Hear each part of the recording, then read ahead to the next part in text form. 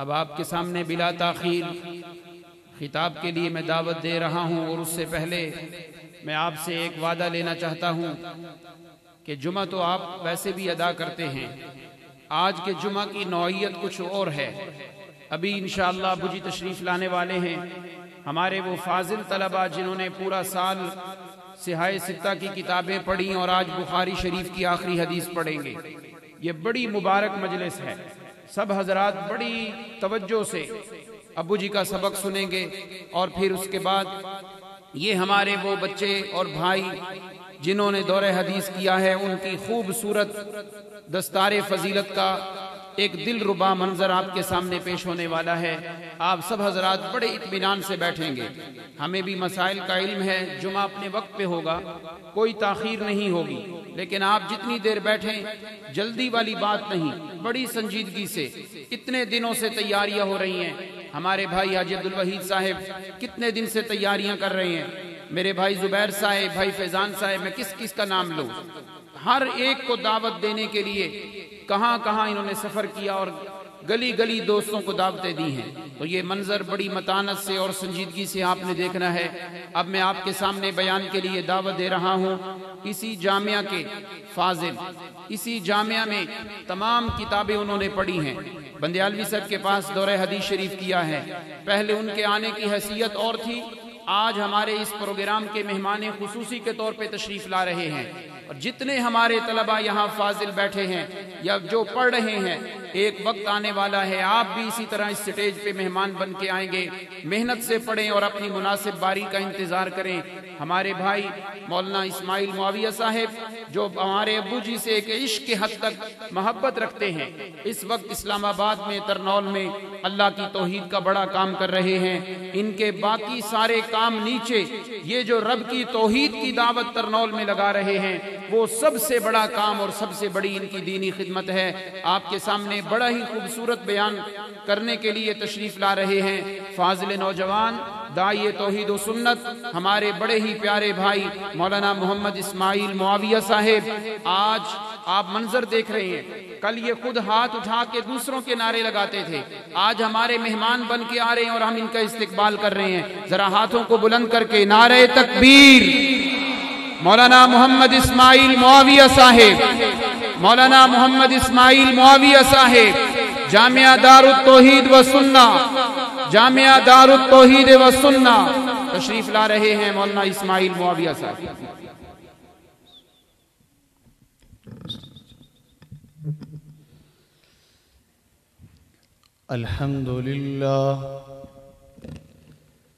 الحمد لله على الإنعام والشكر له التمام،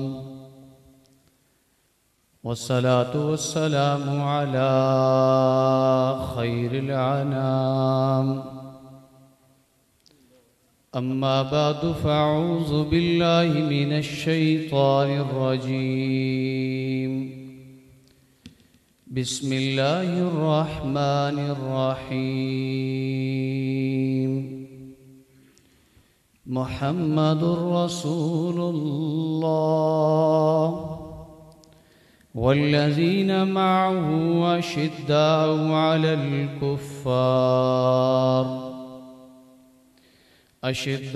على الكفار رحماء بينهم، تراهم ركعا سجدا يبتغون فضلا من الله ورضوانا۔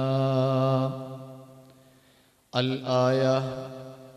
وقال النبي صلى الله عليه وسلم: أصحابي كالنجوم، فبأيهم اقتديتم اهتديتم۔ وقال النبي صلى الله عليه وسلم: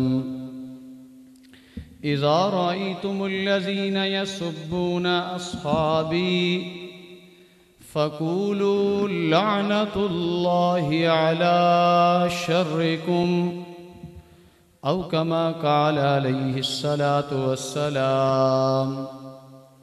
اللهم صل على سيدنا ومولانا محمد وبارك وسلم عليه.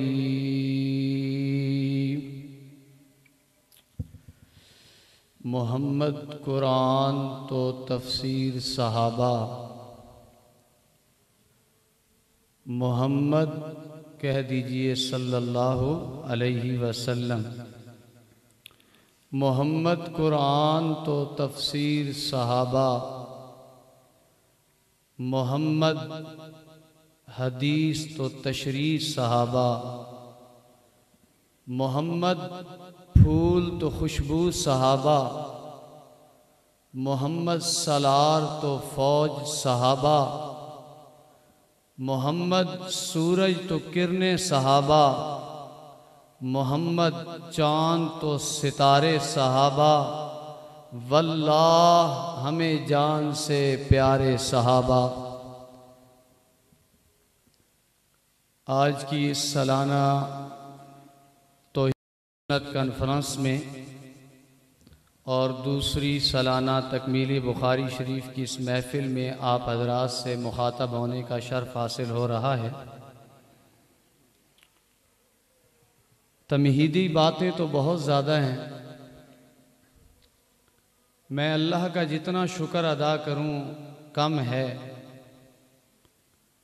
کہ آج جس منصب پہ میں کھڑا ہوں یہ میرے روحانی باپ کا وہ منصب ہے جس سے میں نے ایک فیض حاصل کیا، اور آج اسی منصب پہ مجھے استاد جی نے بلایا اور میرے بھائیوں نے بلایا.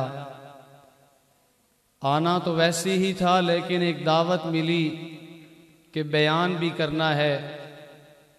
میرے لیے بہت بڑی یہ خوشی کا موقع ہے، اور اسی کے ساتھ ساتھ میرے لیے بہت بڑے امتحان کا دن بھی ہے میرے لیے کہ میں اس جگہ پہ کھڑا ہوں کہ جو پورا گھرانہ ہی خطیبوں کا گھرانہ ہے. میں نے اگر کچھ سیکھا ہے بیان کرنا تو اسی گھر سے سیکھا ہے الحمدللہ.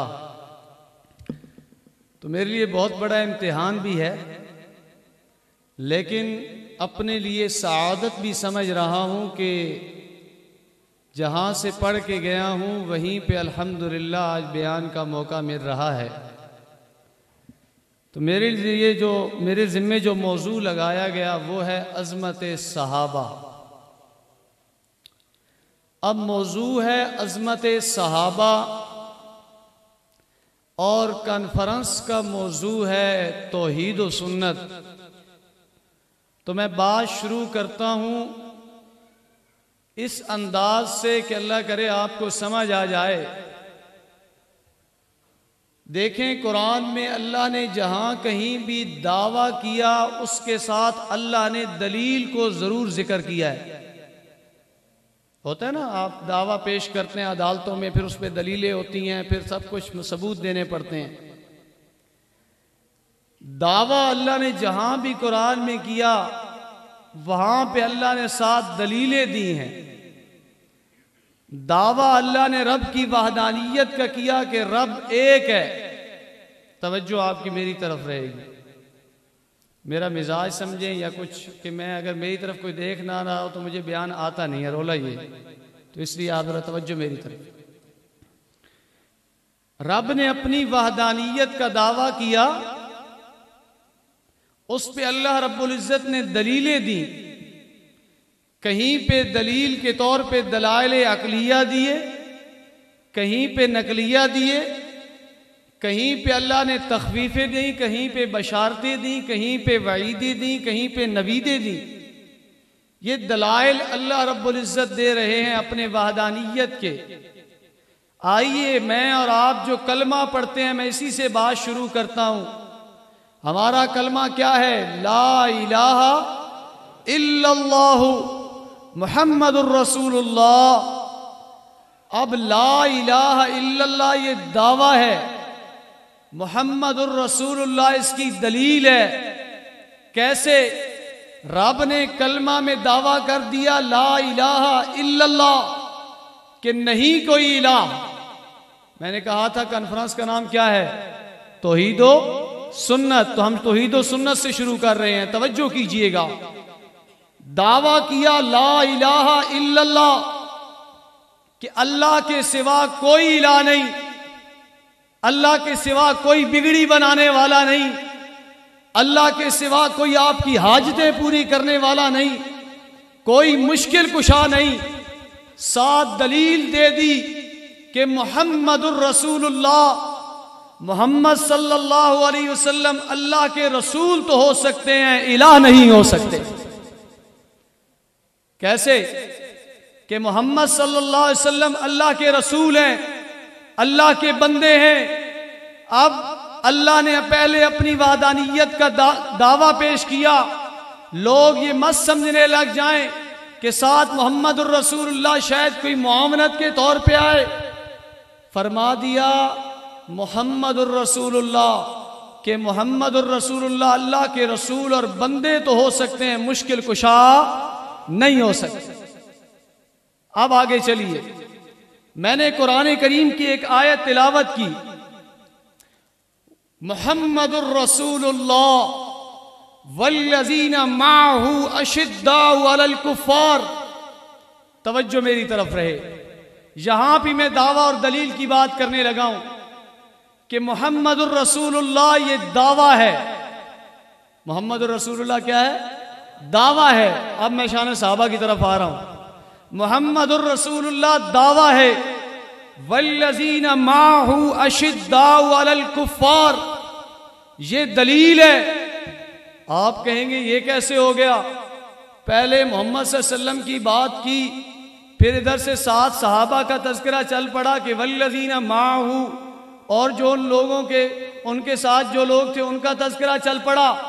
توجہ کیجئے گا، محمد الرسول اللہ دعویٰ ہے، والذین معہ یہ دلیل ہے۔ دلیل کیا ہے؟ کہ اگر تم نے محمد الرسول اللہ کو پہچاننا ہے، میرے جملے ضائع نہ ہو جائیں، توجہ کیجئے گا، اگر تم نے محمد الرسول اللہ کو پہچاننا ہے، محمد الرسول اللہ کی صداقت کو دیکھنا ہے، تو تمہیں صدیق اکبر نظر آئے گا۔ محمد الرسول اللہ کی عدالت کو دیکھنا ہے تو تمہیں فاروق اعظم نظر آئیں گے۔ محمد الرسول اللہ کی سخاوت کو دیکھنا ہے تو تمہیں عثمان غنی نظر آئیں گے۔ محمد الرسول اللہ کی شجاعت کو دیکھنا ہے تو تمہیں علی المرتضی نظر آئیں گے۔ محمد الرسول اللہ کی سیاست کو دیکھنا ہے تو تمہیں امیر معاویہ نظر آئیں گے۔ یہ ہے دلیل۔ یہ کیا ہے؟ دلیل ہے دعوے پر۔ اب آئیے، والذین معہ، کہ محمد الرسول اللہ اور وہ لوگ جو ان کے ساتھ تھے، رب نے ذکر کیا مع کا معنی ہوتا ہے ساتھ۔ یہاں پہ اللہ رب العزت اندہ بھی کہہ سکتے تھے۔ آپ کہیں گے پتہ نہیں، تھوڑی تھوڑی بیچ میں نا ایسی باتیں بھی آ رہی ہیں عوامی لیول سے ہٹ کے، لیکن انشاءاللہ کوشش کروں گا سمجھانے کی۔ اساتذہ کے سٹیج پہ کھڑا ہوں، کوئی سبق بھی تو سنا کے جانا ہے، توجہ کیجئے گا۔ محمد الرسول اللہ والذین معہ کہا، میں اس کو عوامی لیول پہ یوں سمجھانا چاہتا ہوں کہ والذین اندہ نہیں کہا۔ اندہ کا معنی ہوتا ہے پاس، اندہ کا معنی ہوتا ہے نزدیک، اندہ کا معنی ہوتا ہے ارد گرد، ساتھ جو قریب پاس لوگ ہوتے ہیں۔ ماں کا معنی ہوتا ہے ساتھ۔ کیسے ساتھ؟ ایسے ساتھ کہ اندہ نہیں کہا۔ چلے پہلے اندہ کے پہ بات، اندہ نہیں کہا۔ اندہ کا معنی ہوتا ہے پاس۔ پاس تو ابو جال بھی تھا لیکن ساتھ نہیں تھا۔ پاس تو عتبہ اور شیبہ بھی تھے لیکن ساتھ نہیں تھے۔ اللہ نے کہا والذین معہ، وہ لوگ جو ان کے ساتھ تھے۔ کدھر ساتھ تھے؟ مکہ میں رہے تو ساتھ، مدینہ میں رہے تو ساتھ، مدینہ سے دوبارہ فاتح بن کر محمد صلی اللہ علیہ وسلم آئے تو ساتھ۔ قربان جاؤں صحابہ کی عظمتوں پر، کہ ساتھ یہاں تک نہیں، بدر میں بھی ساتھ، احد میں بھی ساتھ، تبوک اور خیبر میں بھی ساتھ. اور کبھی کبھی میں سوچتا ہوں صدیق اکبر تیری عظمت پہ قربان جاؤں، دنیا میں بھی تو پہلا ساتھی بنا اور روزے میں بھی تو ساتھ چل پڑا اللہ کے حبیب کے ساتھ. توجہ کیجئے گا، والذین معہ، جو ان کے ساتھ تھے، اور ساتھ آنے والوں میں پہلا نمبر کس کا ہے؟ صدیق اکبر کا ہے. پہلا نمبر کس کا ہے؟ صدیق اکبر کا ہے. فاران کی چوٹی پہ اعلان ہوتا ہے، اعلان نبوت. میں بہت مختصر کر رہا ہوں آپ کو صرف سمجھانے کے لیے. اعلان نبوت ہوا، سگے چچا نے پتھر مارے، کوئی ماننے کے لیے تیار نہیں تھا. آپ اکثر سنتے رہتے، کسی نے آ کے بتایا تیرا یار محمد تو بھائی اللہ کی وحدانیت کا اعلان کر رہا ہے، لا الہ الا اللہ کی اب ہم دعوت دینا شروع کر دی ہے. تو سیدنا صدیق اکبر نے فرمایا اگر میرے یار محمد نے یہ بات کی ہے تو پھر گواہ رہنا، اگر انہوں نے نبوت کا اعلان کیا ہے تو صدیق اکبر ابو بکر پہلا اس کا صحابی بننے کے لیے تیار بیٹھا ہوا. والذین معہ، ان کے ساتھ تھے. اب آئیے، صحابی کی تعریف بھی یہی ہے. لقی رسول اللہ صلی اللہ علیہ وسلم مؤمنا بہ ومات علی الاسلامی، کہ جو رسول اللہ صلی اللہ علیہ وسلم کے ساتھ جس کی ملاقات ہوئی اور ملاقات ہونے کے بعد ایمان کی حالت میں ہوئی اور پھر اسلام پر کاربند بھی رہے. ملاقات کیسی ہوئی؟ ساتھ کتنی دیر کا تھا؟ ساتھ کتنی دیر کا تھا؟ ذرا توجہ کیجئے گا. ساتھ ایک لمحے کا بھی اگر رسول اللہ صلی اللہ علیہ وسلم کو، رسول اللہ صلی اللہ علیہ وسلم کا ان کو ملا تو وہ صحابی بن گیا. آپ کے ذہنوں میں ایک واقعہ ڈالنا چاہتا ہوں. ماشاءاللہ یہ ہمارے فضلاء کرام آ رہے ہیں جی، ماشاءاللہ ماشاءاللہ. آ جائیں جی، آ جائیں.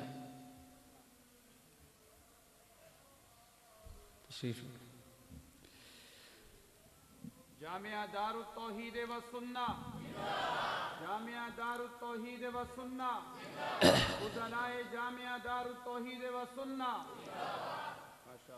توجہ کیجئے گا، میں نے کہا ایک لحظے اور ایک منٹ کا بھی اگر میرے نبی کا کسی کو ساتھ مل گیا ایمان کی حالت میں تو وہ بن گیا صحابی. نجد سے ایک شخص آتا ہے، میں نے کہا ایک لحظے کے لیے، ایک منٹ کے لیے نجد سے ایک شخص آتا ہے، جلدی جلدی آیا، یا رسول اللہ. توجہ میری طرف آپ کی رہے، میں تو آپ کو ساتھ سمجھانے لگا ہوں، لفظ مع سمجھانے لگا ہوں. یا رسول اللہ میں اپنا گھر بار اہل و عیال تجارت دکانیں چھوڑ کے آیا ہوں، مجھے بس کوئی ایسا عمل بتا دیجئے جس کو میں کروں اور میں جنت میں جانے والا بن جاؤں. توجہ کیجئے گا، اب اس شخص کو میرے نبی نے ارکان اسلام بتائے. کیا بتائے؟ ارکان اسلام. اور ارکان اسلام کتنے ہیں؟ بنی الاسلام علی خمس شہادت واللہ الہ الا اللہ، کہ ارکان اسلام 5 ہیں. میرے نبی نے وہ 5 ارکان بتائے اور سمجھائے. توجہ میری طرف رہے. ادھر سے وہ شخص اٹھتا ہے، دوڑا واپس جا رہا ہے، اپنی اونٹنی پہ بیٹھنے لگا. روایات میں لکھا ہے پاؤں پھسلا، سر کے بل گرے، وہیں پہ شہید ہو گئے. اب شہید ہوئے، رسول اللہ صلی اللہ علیہ وسلم کو خبر ہوئی کہ وہ جو نجد سے شخص آیا تھا، جو ابھی میرا یار بن کے گیا ہے، وہ تو ابھی شہید ہو گیا ہے، فوت ہو گئے ہیں. آپ صلی اللہ علیہ وسلم کے پاس لائے گئے. آپ صلی اللہ علیہ وسلم نے یوں دیکھا، چہرہ مبارک قریب کرنے لگے. پھر میرے نبی نے چہرے مبارک کو پیچھے ہٹایا اور فرمانے لگے میں نے ابھی دیکھا کہ فرشتے اس کے منہ میں پھل ڈال رہے ہیں. توجہ توجہ، فرشتے اس کے منہ میں پھل ڈال رہے ہیں، کھلا رہے ہیں اس کو. آپ صلی اللہ علیہ وسلم نے فرمایا یہ شخص اپنے گھر سے چلا تھا بھوکا پیاسا، صرف اس لیے کہ میں نبی سے ملاقات کر لوں، لقی رسول اللہ صلی اللہ علیہ وسلم، ملاقات کر لوں. اس ملاقات کرنے کی غرض سے اس نے مجھ سے ملاقات کی اور عمل کا اتنا شوق تھا. میں ادھر سے ایک اور بات کی طرف اشارہ لے کے جانا چاہتا ہوں، انشاءاللہ آپ کو سمجھاؤں گا. عمل کا اتنا شوق تھا کہ بس 5 ارکان ملے، دل میں شوق اٹھا کہ یہی ارکان جا کے میں اپنی نجد کے لوگوں کو بتاؤں، انہیں کہوں ان پر عمل کر لو تمہیں اللہ جنت دے دے گا. تو اب ذرا سمجھیے گا بات کو. وہ جب شہید ہو گئے، آپ صلی اللہ علیہ وسلم نے فرمایا کہ اس کی یہ تڑپ دیکھ کر اللہ نے اسے کیا کر دیا، اس پر جہنم کو حرام کر دیا اور اس پر جنت کو واجب کر دیا ہے. اب ذرا توجہ کیجئے گا، سورہ عصر ہے. میں دوسری طرف اپنے سبق کو ذرا لے کے جانا چاہتا ہوں، ذرا توجہ کیجئے گا. اللہ نے وہاں پہ کہا والعصر. یہ ایک ایسی صورت ہے کہ انسان اگر سمجھنے پہ آئے تو یہ صورت انسان کے لیے کافی ہے. والعصر، اللہ نے قسم اٹھائی ہے زمانے کی. اب اس کی طرف میں نہیں جاتا کتنے زمانے ہیں، بہت سارے مفسرین نے یہاں پہ اپنی رائے قائم کی ہے. آگے فرمایا ان الانسان لفی خسر، بے شک انسان جو ہے خسارے میں ہے، بڑا گھاٹے میں ہے. لیکن 4 اللہ نے آگے ایسے کامیاب لوگوں کا تذکرہ کیا. صحیح اجازت، توجہ. اللہ نے آگے 4 ایسے لوگوں کا تذکرہ کیا، کامیاب لوگوں کا تذکرہ کیا. آپ کے اہل علاقے توجہ میری طرف ہونی چاہیے. کامیاب لوگوں کا تذکرہ کیا. فرمایا الا الذین آمنوا وعملوا الصالحات. پیچھے کہا سارے انسان خسارے میں ہیں، گھاٹے میں ہیں، نقصان میں ہیں، لیکن کامیاب لوگ وہ ہیں جو ایمان لائے پھر ان پر کیا کیا، عمل کیا. ادھر اس صحابی کو دیکھیں، 1 منٹ پہلے تو نبی سے ایمان کی باتیں کر کے ایمان لایا، اس کے بعد عمل کی نیت سے جا رہا تھا، ادھر ہی ان کی وفات ہو جاتی ہے. اللہ نے ان پر جہنم کو حرام کر کے جنت کو واجب کر دیا ہے. توجہ کیجیے گا، میں اپنی بات کو آگے چلاتا ہوں. آگے فرمایا اشداء علی الکفار. یہ صحابہ وہ لوگ ہیں کہ ایک تو نبی کے ساتھی بنے، ان کی پھر صفت یہ ہوئی کہ یہ کافروں کے خلاف سخت ہیں، اور اتنے سخت ہیں کہ سگا بیٹا اپنے منافق باپ کے خلاف تلوار لے کے میدان جہاد میں آ جاتا ہے. اشارہ دے رہا ہوں، عبداللہ بن ابی منافق کا بیٹا. توجہ کیجئے گا، بدر کے لوگ قیدی ہوئے. بدر کے لوگ کیا ہوئے؟ قیدی ہوئے. آپ کی توجہ چاہوں گا. بدر کے لوگ قیدی ہوئے، کفار. بعض نے کہا، مشورہ ہوا ان کے بارے میں کیا کرنا ہے. سیدنا صدیق اکبر نے فرمایا یا رسول اللہ فدیہ لے لیں ان سے. بعض نے کہا جن کو پڑھنا لکھنا آتا ہے وہ ہمارے بچوں کو پڑھائیں اور اس طرح ان کی جان چھوٹ جائے گی.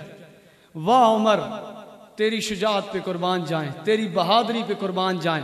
حضرت عمر نے فرمایا یا رسول اللہ صلی اللہ علیہ وسلم ایسے نہیں، انہوں نے ہمیں بڑا ستایا ہے، انہوں نے ہمارے اوپر بڑا ظلم کیا ہے،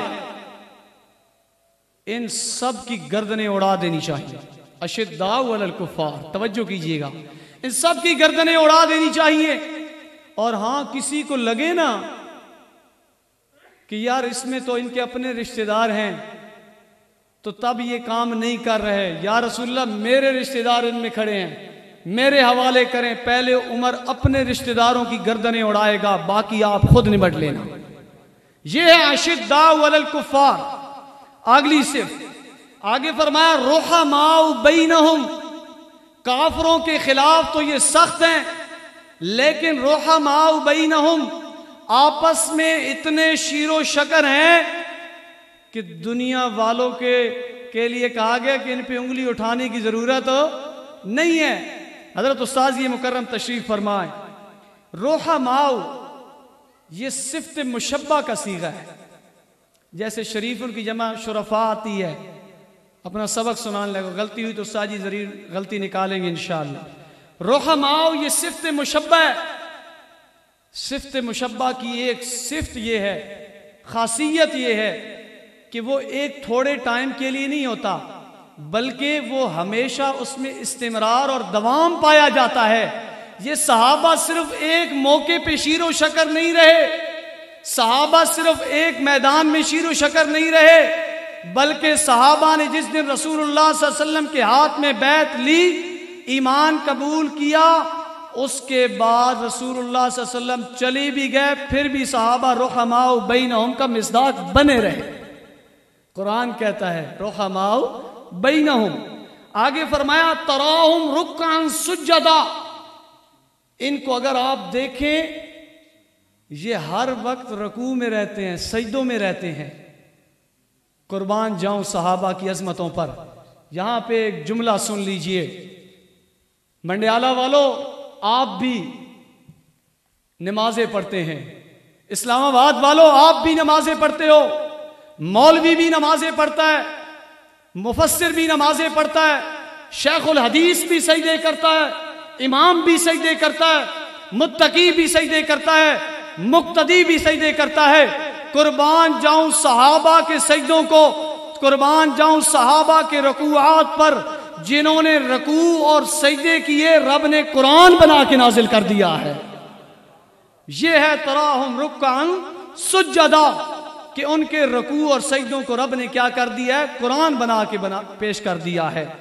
آگے بس مختصر کرتے ہیں، یبتغون فضلا من اللہ ورضوانا، وہ رکوع اور سجدے کرتے ہیں رب کا فضل تلاش کرنے کے لیے، رب کا فضل تلاش کرنے کے لیے، ورضوانا، اور رب سے رضامندگیاں لینے کے لیے۔ توجہ کیجئے گا کہ وہ رب کا فضل تلاش کرنے کے لیے سجدے اور رکوع کرتے ہیں، اللہ سے راز و نیاز کی باتیں کرتے ہیں۔ رب نے کہا میں نے تمہارے اوپر اتنا فضل کرنا ہے کہ دنیا والوں کا تو امتحان، دنیا والوں کا تو جو حساب کتاب ہوگا وہ تو میں آخرت میں لوں گا، ورضوانا، ان کے رضامندگی کے فیصلے تو میں دنیا والوں کے تو آخرت میں کروں گا۔ تم صحابہ میری جماعت ہو، رضی اللہ عنہم ورضوا عنہ، کہ میں نے تم پر رضات کا اعلان اس دنیا میں کر دیا ہے۔ چونکہ استاذ یہ مکرم تشریف فرما ہے، میں یہیں پہ اس آیت کا اختتام کرنے لگا ہوں۔ آگے سیماہم فی وجوہہم من اثر السجود، کہ ان کے چہروں پر سجدوں کے نشان ہیں، ان کے چہروں پر سجدوں کے نشان ہیں۔ یہاں پہ اللہ نے وجوہہم کہا، فی جباہہم نہیں کہا کہ پیشانی پر۔ اکثر یہ ہوتا ہے نمازی کا یہاں پہ بنتا ہے وہ گٹا سا نشان سا، صحابہ کے چہروں پہ اللہ ان نمازوں کے نور ایمان کو ظاہر کر دیا کرتا تھا۔ ایک بڑی اہم بات پڑی، بس وہ سنا کے بعد ختم کرتا ہوں۔ شیخ عبد القادر محدث دہلوی رحمہ اللہ فرماتے ہیں کہ ہر ملک کی ایک فوج ہوتی ہے، اس فوج کی ایک وردی ہوتی ہے، یہ بات بڑی سننے والی ہے۔ اس فوج کی ایک وردی ہوتی ہے، ایک نشان ہوتا ہے، اور اس فوج میں عام ہزاروں کا مجمع ہو، بیچ میں وردی والا ایک فوجی آ جائے، ان ہزاروں کے مجمع میں پہچانا جاتا ہے یا نہیں پہچانا جاتا؟ پہچانا جاتا ہے نا، کہ یہ دیکھو جی یہ فوجی آیا بیٹھا ہے، اس کی وردی ہے، پاکستانی فوجی ہے، امریکہ کا فوجی ہے۔ واہ صحابہ! شیخ عبد القادر محدث دہلوی رحمہ اللہ فرماتے ہیں کہ تابعین کی محفل میں اگر کوئی صحابی آ جاتا تو اپنے چہرے کے نور ایمان سے پہچانا جاتا تھا۔ سیماہم فی وجوہہم من اثر السجود۔ تو بس میں اپنا سبق یہیں پہ ختم کرنے لگا ہوں، اور ایک بات کہنے لگا ہوں کہ میں نے اپنا جو سبق، اللہ تعالیٰ اس میں کمی کوتاہی معاف فرمائیں، اور ہمارے دلوں میں اللہ تعالیٰ صحابہ کرام کی عظمت کو تا دم آخر اجاگر کیے رکھے۔ میں اپنے فضلائے کرام سے صرف اتنی ہی درخواست کروں گا کہ میں کبھی یہاں کا فاضل رہا ہوں، یہاں سے میں پڑھ کے گیا ہوں، میرے مربی محسن یہ بیٹھے ہیں مولانا علامہ حبیب الرحمن فاروقی صاحب۔ یقین مانیے طلباء اکرام، ایک بات کرنے لگا ہوں، آپ لوگ طلباء اکرام کے لیے جو پڑھ رہے ہیں اور جو فراغت حاصل کر کے جا رہے ہیں، میں آج مجھے یہاں سے گئے ہوئے 10 سال کے قریب ہونے والے ہیں، 9 سال، 2014 میری فراغت ہوئی، 9 سال ہو گئے، گزر گئے۔ آج بھی میں اپنے استاد کے ساتھ اسی طرح تعلق رکھتا ہوں جس طرح میں یہاں پہ رہ کے تعلق رکھتا تھا. کوئی میرا مشورہ استاد جی کے مشورے کے بغیر نہیں ہوتا. حتیٰ کہ میں نے اپنی شادی کے بارے میں مشورہ کرنا تھا تو یہ میرے باپ موجود ہیں. اللہ اکبر. تو آپ میں طلباء کرام کو صرف اتنا ہی کہوں گا کہ درخت وہی خوبصورت لگتا ہے جس کی جڑیں مضبوط ہوں. جس کی جڑیں کٹ جائیں اس درخت پہ پھر پھل نہیں لگا کرتے.